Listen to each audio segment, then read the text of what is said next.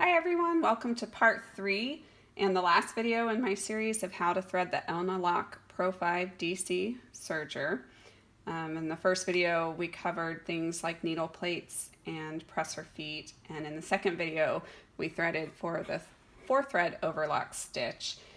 And so if you've watched those videos and you heard me mention a twin needle, I've learned since the last video that later models we're actually equipped to take 2 different needles here. So if you watched those and you had no idea what I was talking about, you probably have a later model. But if you have the Elna Pro 5 DC and you need a twin needle for your 4-thread overlock, then you have the earlier version, and that's what I have.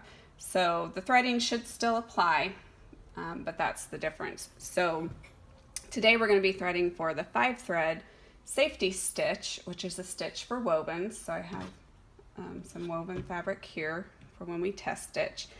For that we need a needle in the chain stitch needle and for the overlock stitch. So I've threaded the upper looper and lower looper already and my overlock needle, and that followed the right threading path that we did in video 2.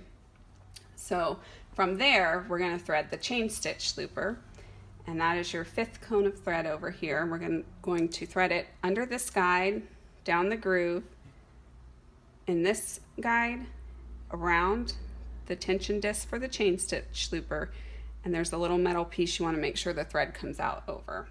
So we'll go down the side.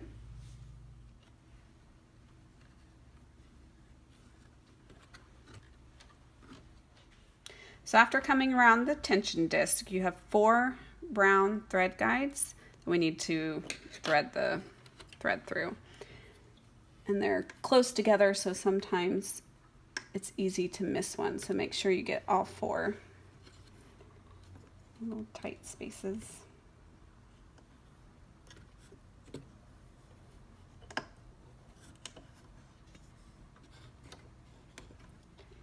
From here we're going to need to thread our chain stitch looper, and it looks a little difficult because it's mostly hidden underneath your needle plate.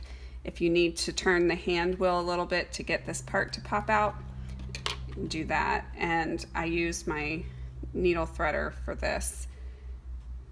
Seems like it would be really difficult without one, but this makes it easy. And you just thread it through and pull it out the other side. Now the last step is to actually thread through the front hole of the chain stitch looper. So I'm going to turn my hand wheel so I can see it right here, and again using my needle threader makes it a little bit easier. And I like these because they're bendy and I can make it do what I need.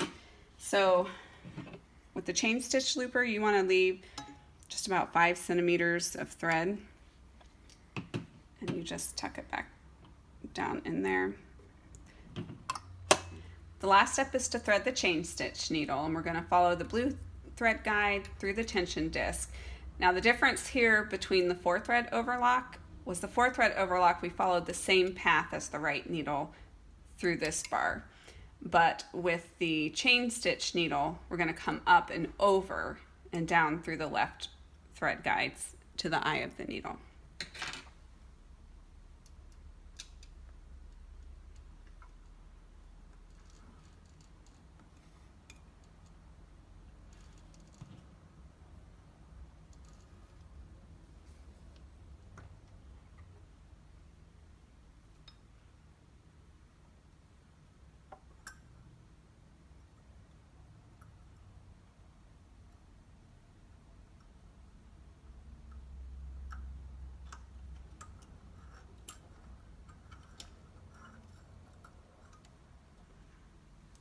And the chain stitch needle,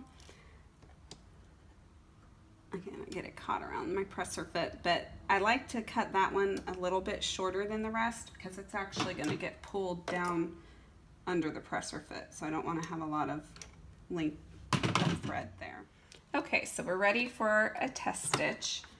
I'm going to pull all my threads to the left, and the settings that the machine recommends that usually work for me are 4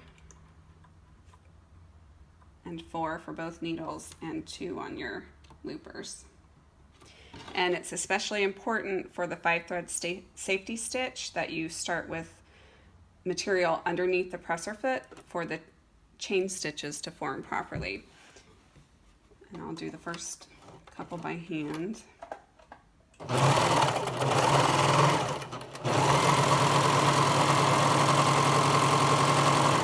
There you go. And you can see we have our overlock and chain stitch here. So this is the 5-thread safety stitch. I hope this video was helpful to you and you enjoyed it. If you did, please like and subscribe. Thank you.